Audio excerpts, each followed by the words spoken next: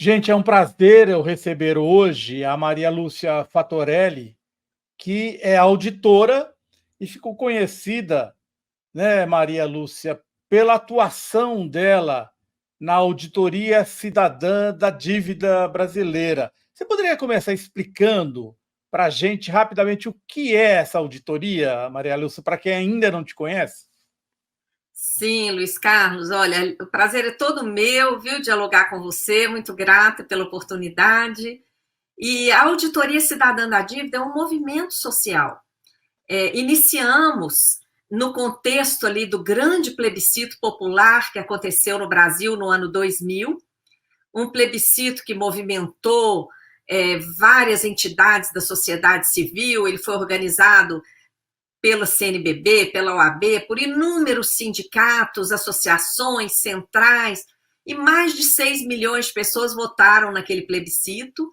E logo após a entrega dos resultados, imagina, na época não tinha redes sociais e nós colhemos mais de 6 milhões de votos.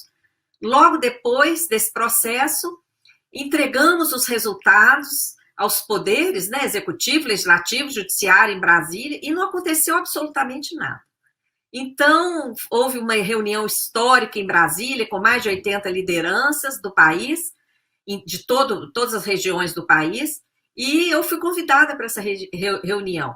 E nela decidimos, e nós que organizamos esse plebiscito, que realizamos, nós também vamos deixar isso para lá? Não podemos deixar para lá. Vamos dar continuidade. E aí nasceu a Auditoria Cidadã, para manter o tema da dívida em debate, para aprofundar os estudos, para requerer informações e fazer o que a gente tem feito, né? Mobilizar a sociedade para conhecer esse tema do endividamento público brasileiro, que é central, né, Luiz Carlos? Ele está por trás aí de todas as medidas macroeconômicas adotadas no país, ele está por trás do arcabouço fiscal, das privatizações, das contrarreformas, então mexe com a vida de todo mundo. E a Auditoria Cidadã vem constantemente fazendo eventos, publicações, acabamos de lançar essa cartilha, ó, Auditoria da Dívida Pública, ferramenta fundamental para garantir transparência, correta aplicação de recursos e desenvolvimento socioeconômico do Brasil. Ela está disponível gratuitamente no site da Auditoria Cidadã em PDF. O que é que vocês descobriram ao investigar a dívida pública brasileira, Maria Lúcia?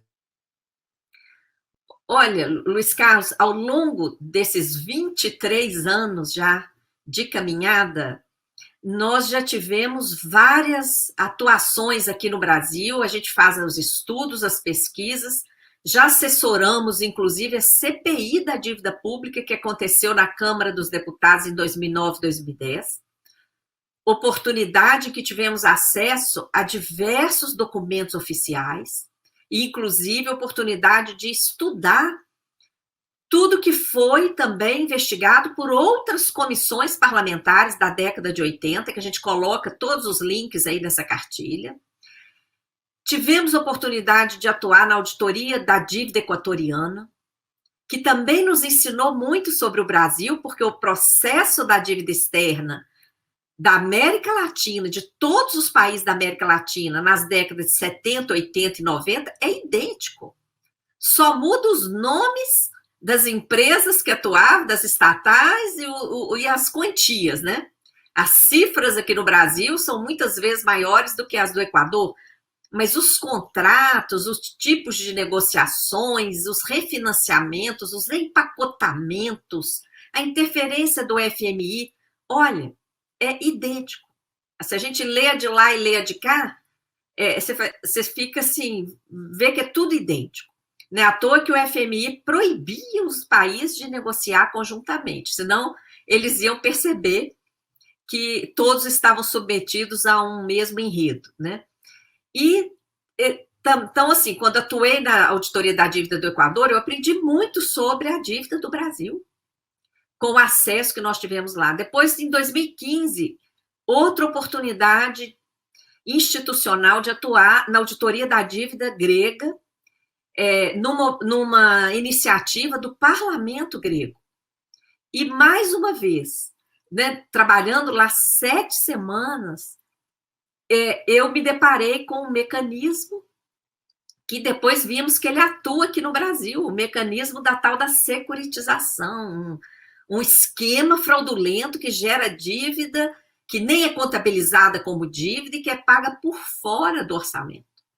Então, todas as experiências acabaram nos mostrando o quê? A dívida pública aqui no nosso país, ela é algo totalmente diferente daquilo que a gente aprende nos livros, que seria um instrumento de financiamento do Estado, como deveria ser. O que está no livro está lá, é uma teoria correta. Dívida deveria financiar o desenvolvimento socioeconômico. A dívida deveria existir para permitir investimentos necessários ao nosso desenvolvimento, à geração de emprego e renda e tudo mais. Só que quando a gente investiga, aí a gente vê os esquemas. Transformação de dívida privada em dívida pública, dívida podre, prescrita, sendo ressuscitada em outra negociação fraudulenta, lá do plano Brady, juros abusivos, o histórico da dívida no Brasil, até da dívida externa, os lançamentos que a gente faz no exterior, são com juros abusivos também, comparativamente aos juros internacionais. Então, é um mecanismo de transferir dinheiro público, dinheiro da sociedade, para um grupo de rentistas. E mais, além dessa transferência de renda, a dívida atua como um mecanismo que serve de justificativa para essas medidas nocivas. Se você lê aí o atualíssimo projeto aí do arcabouço fiscal, mandado pelo atual governo, está escrito lá o objetivo daqueles limites do arcabouço, que mantém o teto, né? Mantém o teto com uma margem ínfima lá de crescimento real de apenas 2,5% ao ano. Esses limites, está escrito lá pela equipe do Haddad na exposição de motivos, é para guardar recursos para o pagamento da dívida. As contrarreformas usam a dívida como desculpa. As privatizações insanas usam a dívida como desculpa. Então, essa escassez que a gente vive no Brasil, ela é, em grande parte, gerada por esse mecanismo do que eu batizei de sistema da dívida. Porque dívida pública deveria ser aquele instrumento lá que aporta recursos ao orçamento. Isso que a gente tem aqui, que é uma subtração contínua de recursos. E esse uso da dívida relacionado às medidas macroeconômicas e todas essas situações, isso é um sistema. Eu batizei isso de sistema da dívida. Então, lutamos pela auditoria, só para concluir, Luiz, porque tudo isso que a gente vem apurando ao longo dos anos, várias ilegalidades, ilegitimidades, fraudes, bolsa banqueiro e tudo mais, isso tem que chegar ao conhecimento da população. Por isso que a gente faz cartilha, faz evento, semana que vem tem audiência pública na Câmara dos Deputados e vamos nessa luta, vamos continuar lutando até virar esse jogo. Ô Maria Lúcia, enquanto está a dívida brasileira, a pública brasileira hoje, e é possível fazer uma estimativa de quanto dela é fake news, vamos dizer assim, quer dizer, nós continuamos pagando, mas quanto dela já foi pago, né? Dá para fazer essa estimativa ou não? Dá sim, olha, vamos falar da dívida interna, que é a maior hoje. A gente ainda tem dívida externa, viu? Mas a parte pública dela, ela é menor. Mas o Banco Central mesmo divulga a dívida externa total, que engloba a dívida externa privada, porque é responsabilidade do Banco Central fazer essa troca, inclusive, para pagar a dívida privada. Então, Mas o maior problema hoje está na dívida interna, federal. E nas dívidas internas dos estados e municípios também, porque o sistema da dívida ele se reproduz no âmbito dos entes federados. Mas vamos falar do âmbito federal. A dívida interna federal já bate em mais de 8 trilhões de reais. Desses 8 trilhões, a mídia, se você olhar aí na mídia, e até divulgações do próprio Tesouro Nacional, ele fala cerca de 2 trilhões a menos. Eles falam 6. Por que eles falam 6? Porque 2 trilhões e 300 bilhões de dívida interna são títulos que o Tesouro Nacional emite e doa de graça para o Banco Central. Luiz, doa. O Banco Central não paga por esses títulos. O Tesouro emite e dá de presente para o Banco Central. Além de dar esses títulos de presente para o Banco Central, o Tesouro paga juros ao Banco Central sobre esses títulos doados. Ano passado, foram 212 bilhões de reais de juros que saíram do orçamento federal, saiu do caixa do Tesouro Nacional e entraram no Banco Central. Está registrado lá no balanço do Banco Central. E o que o Banco Central faz com esses títulos e com esses juros? A Bolsa Banqueiro, que nós batizamos de Bolsa Banqueiro, remunera diariamente o dinheiro da sociedade, dinheiro de pessoas, de empresas, de órgãos públicos, que está depositado ou aplicado nos bancos. Olha bem, por isso que a gente chama de bolsa, porque sequer é dinheiro dos bancos, é dinheiro da sociedade e que deveria retornar para a sociedade empréstimos a juro baixo, para o dinheiro circular na economia, gerando emprego e renda, mas o Banco Central aceita que os bancos coloquem essa bolada. Eu falo bolada porque é mais de trilhão, já chegou a 1,7 trilhão. Coloca lá no Banco Central e o Banco Central paga juro diário para os bancos sobre um dinheiro que nem é deles. Tá entendendo? Então, assim, essa utilização da dívida pública para isso já é uma parte da dívida que tinha que ser anulada. A justificativa do Banco Central para isso é que tem que controlar o volume de moeda em circulação. Tudo bem, controle, mas não remunere. Por que tem que remunerar? Até em países africanos tem uma série de títulos sem remuneração alguma, só para enxugar a moeda, se for necessário. Agora, aqui no Brasil nem precisa enxugar moeda. Tem até vários teóricos aí que estão falando, né, na teoria da moeda, que devia emitir, irrigar de moeda. Tem moeda aqui. O problema é que o Banco Central esteriliza e ainda remunera. Então, é um suicídio econômico. Porque qual é o instrumento que o Banco Central utiliza para remunerar os bancos? Atualmente, Luiz Carlos, são 2 instrumentos. Um que vem sendo usado há décadas, que é a operação compromissada, que ela existe em outros países, mas é irrisória. Ela existe exatamente para fazer esse balanceamento aí do volume de moeda, esse controle. E é irrisória, é coisa de 1% do PIB, sabe? Só tem um ou outro país que passa um pouquinho, mas o máximo que chega lá na Filipinas, por exemplo, é 3% do PIB. Aqui no Brasil, já chegou a 25% do PIB. Isso está, inclusive, em estudo daquela IFE do Senado, que não é nada progressista, tá?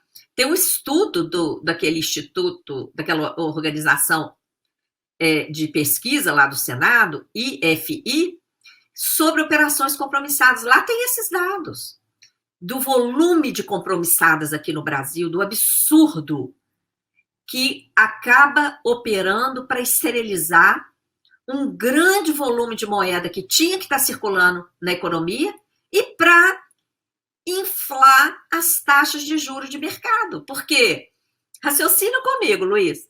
Se os bancos têm garantida a remuneração pelo Banco Central dessa bolada de dinheiro no patamar da Selic ou mais, por que ele vai correr risco de emprestar para a sociedade, para as empresas? Por quê? Claro, ele não perde um minuto, ele bota o dinheiro lá, esteriliza, e quando as empresas precisam de dinheiro, as pessoas precisam, vão ao banco, ele pede taxas abusivas. Por quê? Ele fala, se lá eu tenho a Selic de graça, para eu emprestar aqui, eu vou ter que ter uma estrutura de cobrança, de controle, etc, etc. Ele faz essa conta e fala, não, só compensa eu emprestar com taxa que ele empresta e acima de 100% ao ano, entendeu? Então, é uma operação extremamente nociva. E a partir de 2021, em plena pandemia, foi aprovado um outro mecanismo, o tal do depósito voluntário remunerado, que nem usa a dívida pública, mas é dívida pública, porque se os bancos depositam lá e o Banco Central está assumindo que vai pagar juro, ele só não está emitindo comprovante, porque se ele emitisse comprovante, ele está ferindo a lei de responsabilidade fiscal, que proibiu o Banco Central de emitir títulos públicos. E o comprovante desse depósito voluntário remunerado é um título público, com obrigação de pagar juro, inclusive. Por isso que ele não está nem emitindo e por isso que essa operação ainda está sendo usada assim, devagar. Ela não está ainda superando as compromissadas. E nesse depósito voluntário, ele paga juros sem limite. Não tem o patamar da Selic como tem na compromissada, não. Não tem limite, tá? Não tem limite. É um verdadeiro absurdo. Então, só esses dois instrumentos, Luiz Carlos, eles seriam capazes de mudar a economia do Brasil. Imagine se fica proibido o Banco Central remunerar assim gratuitamente esse trilhão e tanto que ele remunera diariamente. Imagina, esse dinheiro ficaria no caixa dos bancos. Os bancos não iam querer que esse dinheiro mofasse lá. Eles iam querer emprestar. Então, o que eles teriam que fazer? Diminuir juros. Imagina a nossa economia irrigada com mais de R$1 trilhão a juro baixo. Entendeu? Acabou a crise. E uma crise que está aí desde 2014. Tá? Produzida pelos bancos. Produzida principalmente pelo Banco Central, que leva a Selic a patamares estratosféricos e ainda esteriliza a moeda. Pronto, suicidou a economia.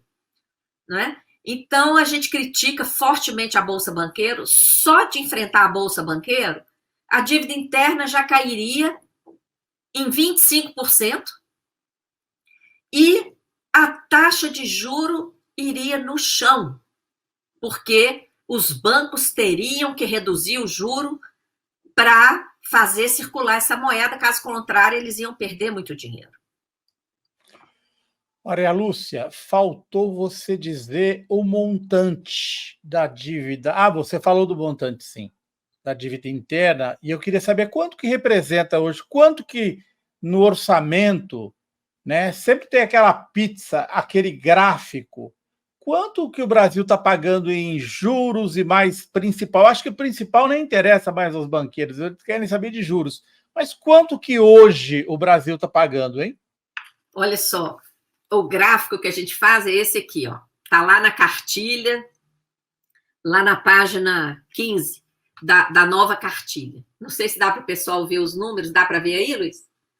Ó, essa fatia, amarela aqui, esses dados são de 2022, porque a gente trabalha sempre com o orçamento executado, concluído, né? Então, ano passado, em juros e amortizações da dívida, foi 1,879 trilhões, tá? 46,3% de todo o orçamento.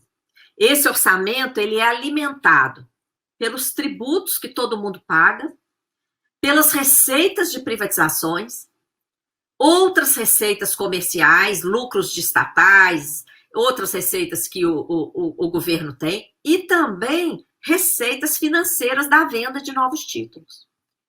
Então, o que está acontecendo hoje? O sistema da dívida, ele consome toda a receita de emissão de novos títulos para pagar suas próprias despesas e ainda morde, e ainda mete a mão nas receitas ou outras receitas que poderiam estar sendo investidas aí nas áreas essenciais. Tá? Ainda pode ler o restante da pizza para a gente? Claro, olha, enquanto a dívida ficou aí com 46%, a Previdência Social, que ampara dezenas de milhões de brasileiros e brasileiras, não só aposentados, como afastados por motivos de doença e várias coisas, 20%, só 20%. A saúde, 3,3%. 3,3%, saúde. A educação, que é outra área mais do que fundamental, que é a base de tudo, 2,7%. Tá? E todas as outras áreas, né? Se a gente olhar aqui, por exemplo, a defesa nacional, a gente vê o sucateamento das Forças Armadas, 1,9%. 1,9%. A área aí da agricultura, da segurança pública e ciência e tecnologia, tudo menos de 1%, tá? Ciência e tecnologia, que você vê, é alavanca, né, para o nosso desenvolvimento, 0,2%. Tem que multiplicar por 5 para chegar a 1. 0,2, sendo que a Índia acabou de colocar uma nave na Lua, o que não significa... O significado é desenvolvimento tecnológico, né? Como é que um país com 0,2% de investimento em ciência e tecnologia vai produzir alguma coisa, né, Maria Lúcia, que possa ser vendida no exterior com uma taxa de lucro suficiente para abastecer os cofres brasileiros, não é isso? É uma questão de soberania a questão da dívida, não? Com certeza, é soberania e nós estamos, assim, encurralados. Por quê?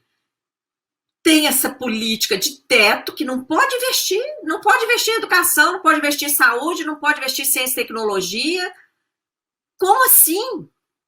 Por isso que eu falo que é uma aberração. E nós temos feito lives, inclusive com o professor universitário do Rio de Janeiro, esse brilhante do professor Miguel, que colocou para nós, é uma política, essa política do teto, é uma política pré-keynesiana. É algo atrasadíssimo. Porque você vê essas naves todas que estão lá, inclusive em Marte, foram todas construídas com nióbio brasileiro. Então, a gente, olha só, aqui, a mineração, ela é operada por grandes corporações que ficam com dinheiro, ficam com lucro, exportam para paraísos fiscais. Se você olhar a importação de minério pela Suíça, que aqui nem caberia lá, nem caberia na Suíça, o tanto de minério que é exportado para a Suíça.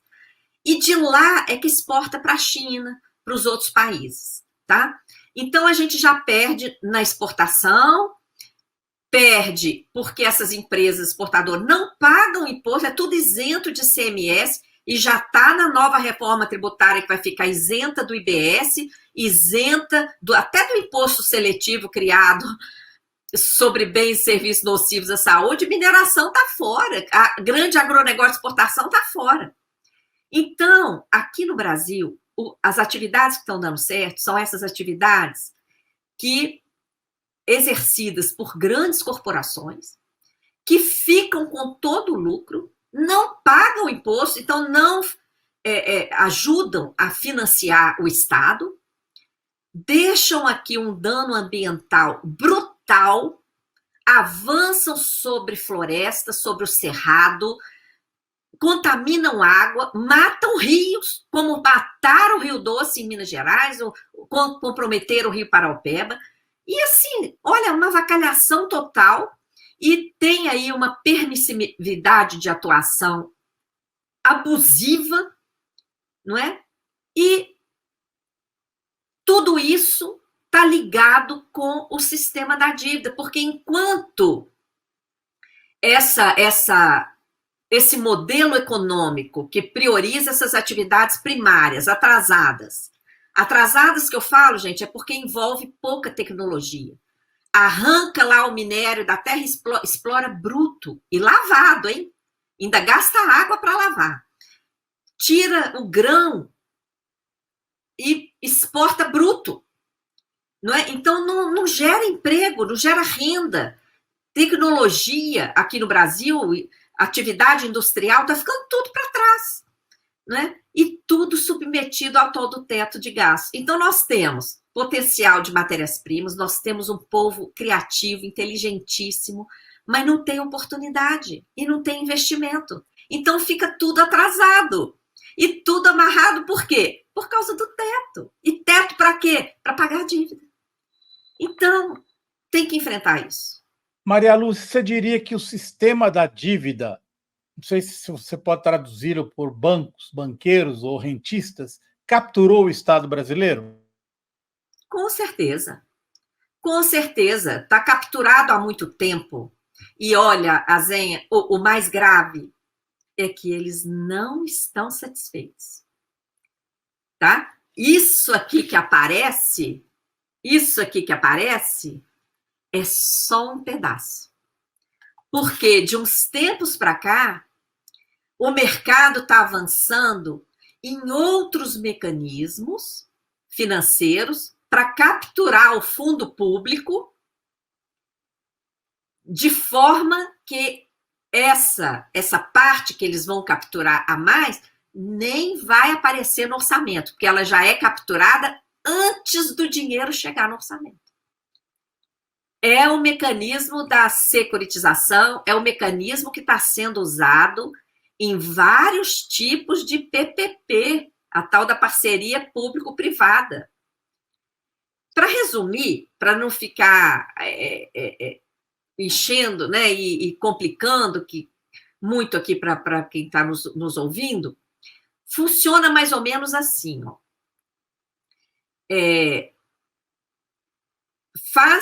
O governo faz uma propaganda lá de um investimento que vai ser com parceria público-privada, vai ter a participação do setor privado, e isso, a sociedade vê isso com bons olhos, porque, olha, que bacana, né? Um investimento aí numa infraestrutura que é legal para todo mundo, que legal, o setor financeiro, o setor privado vai ajudar, nossa, legal. Só que, na prática, como é que isso acontece? A participação do setor privado, ela não é de graça, lógico. Como que operaciona isso? Cria-se uma empresa, uma sociedade de propósito específico para isso, tá? Então, essa sociedade, essa empresa especificamente criada para isso, ela vai emitir papéis financeiros, ela vai gerar papéis financeiros, se comprometendo a pagar juros, tá? Em geral, juros bem altos. Para dar o exemplo de Belo Horizonte, por exemplo, onde isso aconteceu, o juro era 23% ao ano. Tanto é que essa operação foi estruturada lá pelo Banco BTG Pactual e ele mesmo comprou 100% das debêntures.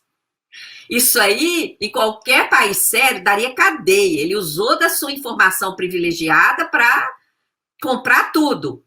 Aqui, arruma uma desculpa, não apareceu ninguém para comprar, e vai, e assim vai. Bom, comprou tudo. Então, aquela empresa específica cria esses papéis, oferecendo pagar juro alto, e vende. Os privilegiados que têm acesso a essa informação compram, claro, porque o juro é altíssimo, Então, é assim que o setor privado investe em PPP. Ele compra esses papéis e já começa a receber juro na hora, no mês seguinte, independentemente daquele negócio ali que vai ser construído, deu certo ou não deu, o setor privado já está ganhando juros. Comprometendo a arrecadação, não é assim? Eles não dão a arrecadação como garantia ou não? Não, eles dão, quando eles compram o papel, o dinheiro entra no cofre público.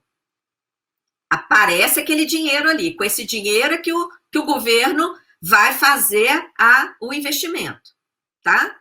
Então, inicialmente, entra o dinheiro. Só que já começa a sair juro imediatamente. E no final vai ter que devolver também o dinheiro, tá?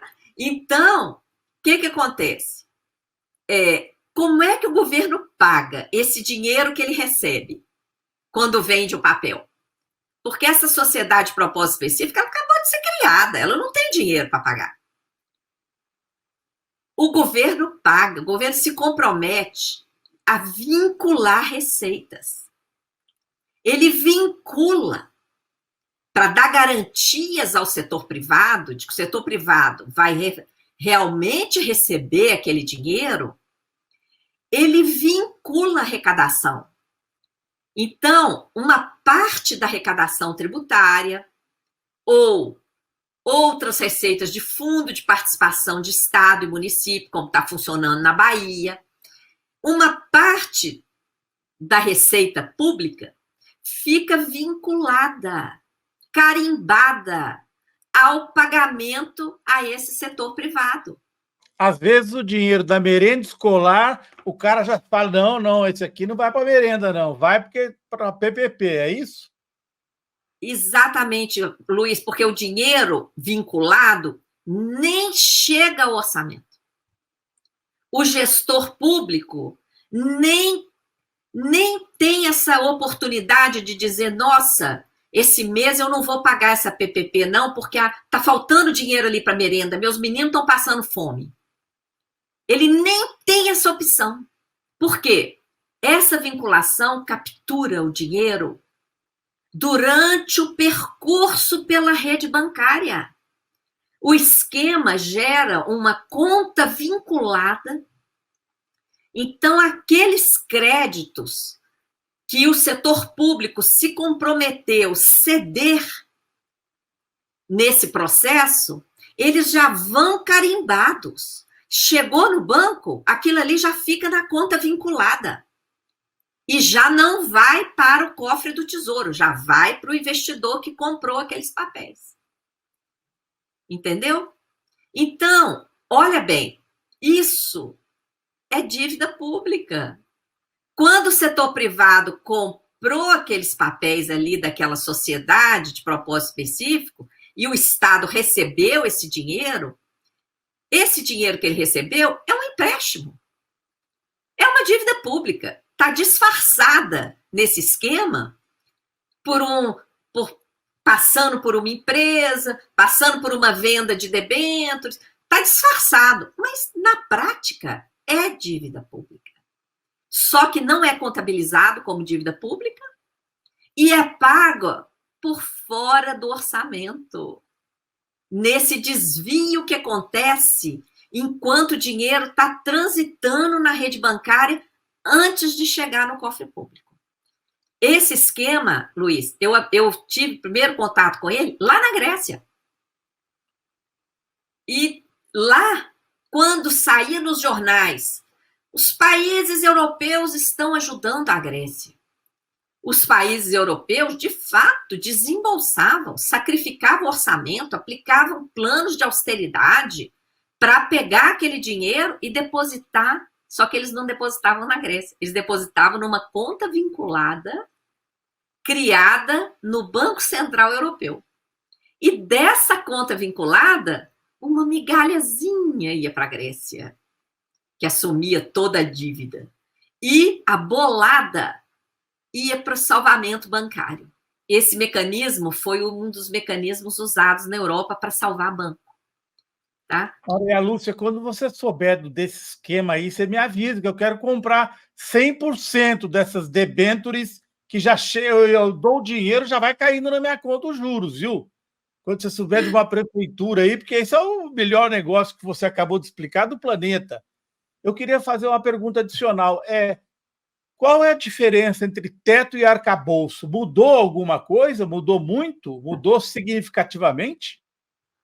Olha, na prática, nós continuamos tendo teto, tá?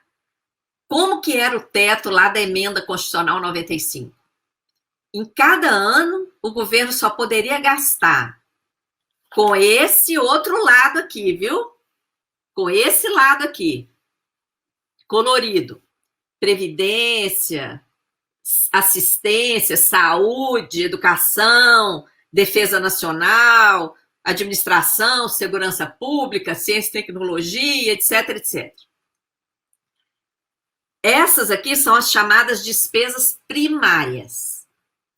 O teto lá da emenda 95 era teto somente sobre essas aqui.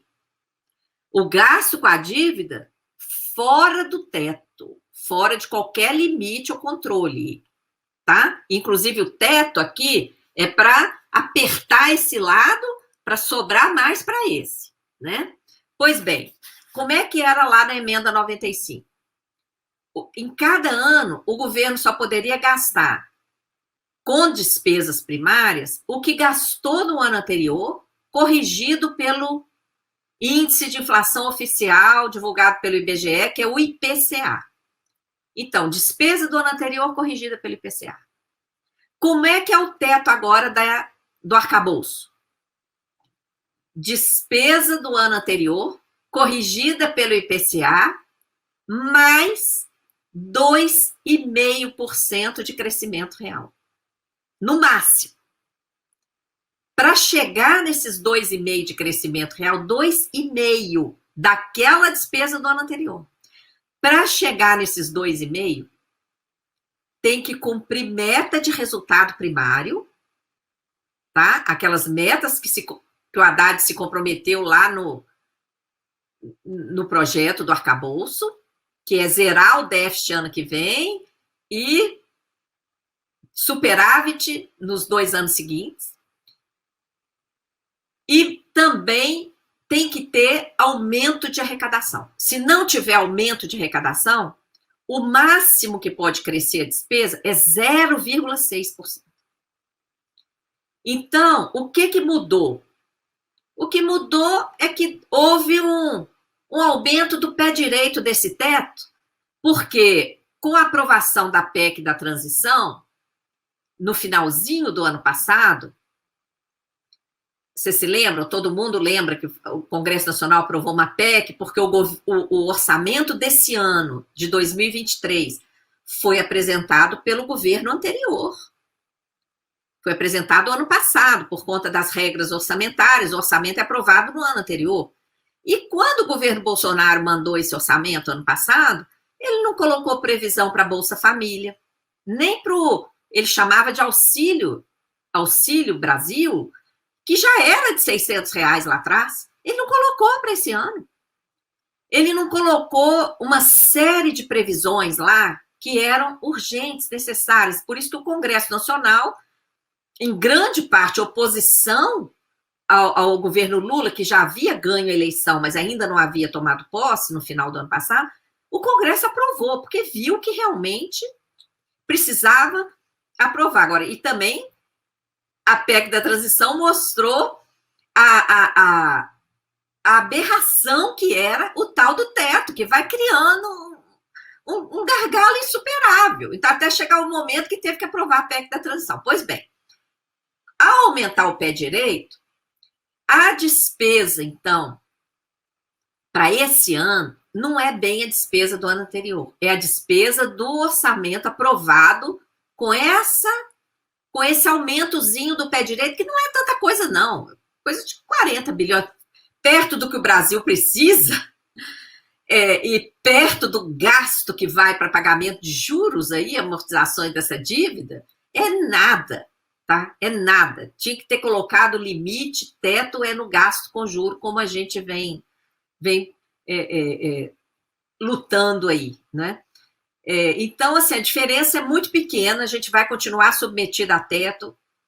O que melhorou, que eu preciso colocar, é que antes essa aberração estava constando da Constituição Federal. Agora, pelo menos, está num projeto de lei, mas continua sendo uma aberração esse teto, tá? Eu tenho duas perguntas finais. Primeiro, por que essa reação do Congresso que não quer mexer nesses fundos de investimento, não quer deixar que sejam taxados? Você poderia explicar para o público leigo que fundos são esses e por que existe uma reação tão grande à possível taxação deles? É porque eles devem estar investindo nele, né? São fundos privados, fundos fechados, com uma série de benesses financeiros. Eles aproveitaram de uma brecha da lei para fazer essa tributação, esses fundos de investimento, sem tributação, tá? E mais, em offshore, fora do país também. Isso aí, olha, é tão vergonhoso, né, Azinha? E você está lidando com um grupo de muito ricos. Não é da nossa turma, não é classe média, não é classe trabalhadora, não. Nós estamos tratando aí de gente muito, muito, muito, muito rica, tá?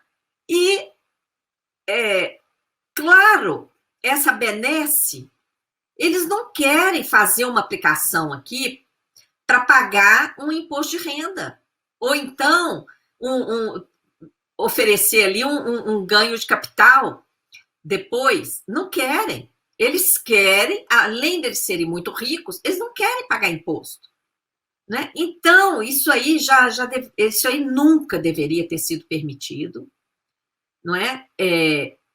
Caso, eu olho isso como caso assim até de polícia, mas como tem lá uma brecha na lei, aproveitaram da brecha e foram lá, criaram esses fundos em offshore, e não pagam nada. Não pagam nada. Isso tem que ser tributado, porque o assalariado ali que ganha R$ 2.000, não é? Agora, com essa atualização aprovada essa semana, R$ 2.600, paga imposto de renda. Está tirando um imposto de renda ali do dinheiro que seria necessário para ele colocar comida na mesa dos filhos. Mas o grande não quer. E o Arthur Lira está resistindo a isso. Não sei se você viu a notícia. O Arthur Lira falou, não, aumentar a arrecadação aqui não é o caso, tem que voltar com a reforma administrativa, que é a destruição do Estado, né? Então, por isso o seu programa aqui é tão importante, Luiz, porque o povo brasileiro ele precisa ver que tem que reforçar essas lutas, não é, que querem limite para juros no Brasil, que querem enfrentar o sistema da dívida pública, que quer que o modelo tributário seja realmente alterado, tributação de lucros e dividendos, tributação de grandes fortunas, isso é que precisa avançar. Senão, a gente vai continuar fazendo mais do mesmo, né? Entra governo, sai governo, a estrutura fica injusta do mesmo jeito, não é possível. Finalmente, essa pergunta eu vou lhe fazer, mas eu não sei se você poderia esclarecer para os nossos telenautas, que é a questão das reservas que o Brasil detém. Uma grande quantidade de dólares, mas essas reservas, elas nos custam dinheiro, né? A manutenção delas não nos custa dinheiro, Maria Lúcia? Custa caríssimo, Azenha, por causa do modelo de acumulação de reservas que o Brasil adotou. Por exemplo, a China faz reservas com o resultado da balança comercial dela. Ela exporta muito mais do que importa. Então, ela fica tendo um volume de moeda, ela tem mais de 1 trilhão de dólares de reservas só em títulos da dívida norte-americana. No caso do Brasil, as nossas reservas, apesar também da gente ter muita exportação, como eu falei, esse mercado é dominado pelo setor privado. São as grandes corporações aqui que exportam, tá? As reservas no Brasil foram acumuladas, não foi com resultado de balança comercial. Elas foram acumuladas com dinheiro, muito dólar que entrou aqui, especulativo, para comprar título da dívida interna brasileira. Tá? E o Banco Central ficava com esses dólares e comprava título da dívida americana, que não paga praticamente nada de juros, inclusive teve até desvalorização ano passado. Veja bem, a ânsia, o Tesouro Nacional emitindo título da dívida interna, a juro altíssimo, bancos estrangeiros comprando, usando dólar para comprar e o Brasil acumulando reservas. A maior parte das reservas brasileiras foram acumuladas assim, à custa de título da dívida interna brasileira. Então, se você olhar, são as reservas mais caras do planeta. Por quê? Faz um investimento em dólar lá fora que não rende quase nada e aceita, para esse dólar entrar aqui, aceita que o investidor, o especulador, compre título da dívida interna, que paga o maior juro do mundo. Então, essa diferença aí é o custo. A Auditoria Cidadã vem acompanhando essas reservas, porque uma das razões de criar reservas é você ter um pé de meia para fazer face a necessidades. Por exemplo, quando veio a pandemia, olha quanta empresa morreu, Azenha, quanta gente ficou desempregada, quanto desespero, e a gente com esse dinheiro em caixa parado lá fora. Por que não foi usada uma parte desse dinheiro para irrigar a economia, e como lá fora fizeram? Lá fora, Estados Unidos, Europa, saíram rapidamente da crise porque jogaram dinheiro a rodo na economia. Aqui, o Banco Central jogou 1,2 trilhão nos bancos e os bancos não emprestaram. O volume de empréstimos lá na pandemia continuou o mesmo volume de anos anteriores. Semana passada, a Febraban pagou uma página inteira nos jornais para falar que emprestou 15 bilhões da pandemia. Quanto que ele emprestava no ano anterior? 15 bilhões. Manteve.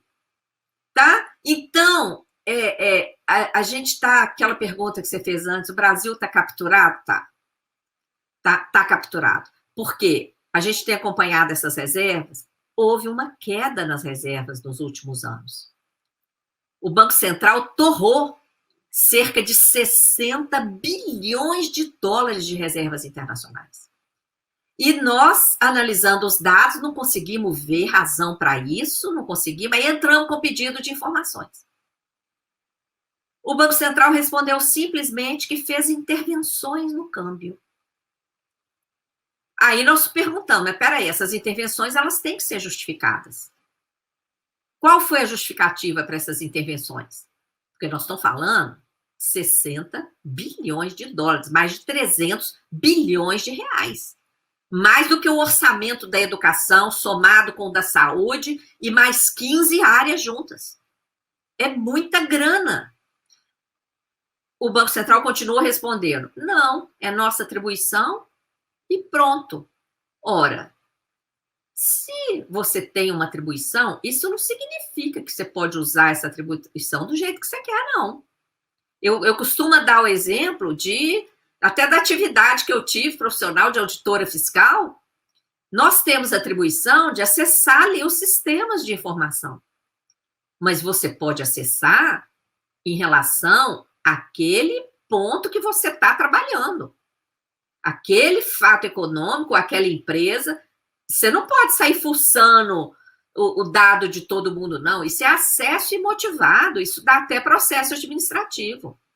Então, o fato de ter atribuição não é suficiente. Você tem que ter, além da tributação, além da atribuição, você tem que ter a justificativa, a motivação para fazer aquela intervenção, ainda mais que essa intervenção vai gerar um custo para o país, vai mexer com o dinheiro do povo. O dinheiro não é do Banco Central, o Banco Central só administra as reservas. As reservas são patrimônio do povo brasileiro. E construída de forma caríssima, né? Então, o Banco Central não respondeu. Não respondeu. Nós fomos até a última instância, não respondeu. Recorremos à CGU.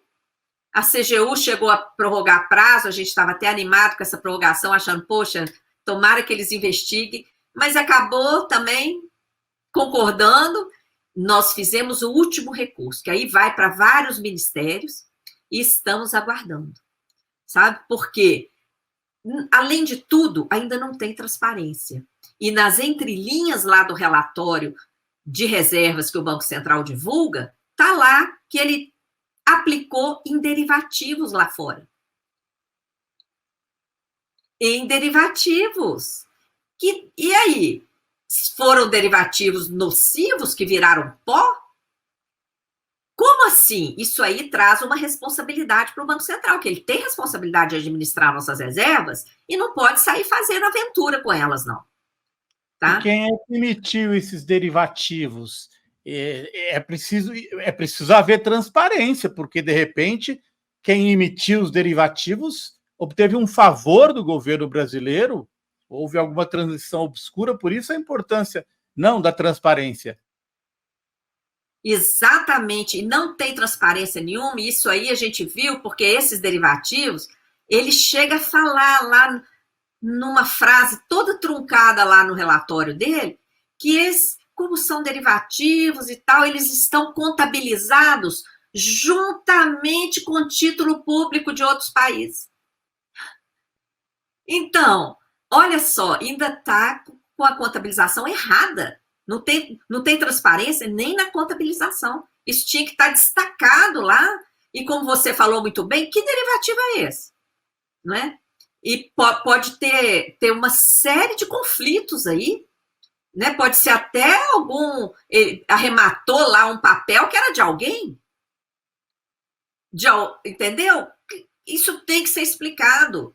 Então, o nosso papel de acompanhar as contas públicas, a gente tem feito, Azenha, mas a gente não tem tido respaldo, tá?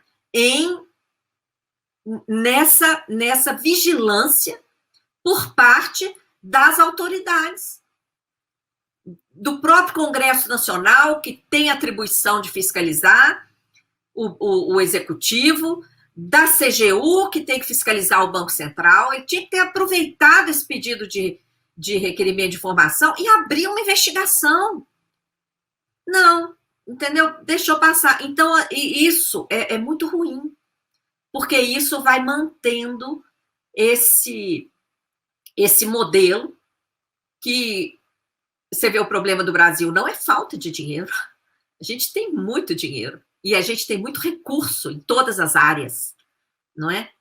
Tanto recursos humanos como recursos materiais mesmo, de minérios, de florestas, de água, clima bom, e a gente tem dinheiro em caixa e fica aí tudo parado, tudo enterrado, e a gente submetido a esse sistema da dívida, a esses novos mecanismos que avançam sobre o fundo público antes mesmo do dinheiro chegar no orçamento, e todas essas trapaças, sabe, que acontecem com reserva, Então, isso aí, a gente precisava ter uma vigilância muito maior do que a Auditoria Cidadã.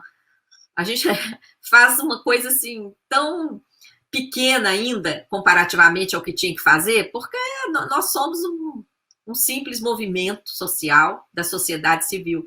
Nós não temos financiamentos, não temos essa condição toda que os órgãos institucionais têm condição de fazer, para, de fato, enfrentar essas coisas erradas que estão acontecendo e modificar a estrutura desse modelo que está aprofundando a escassez no Brasil.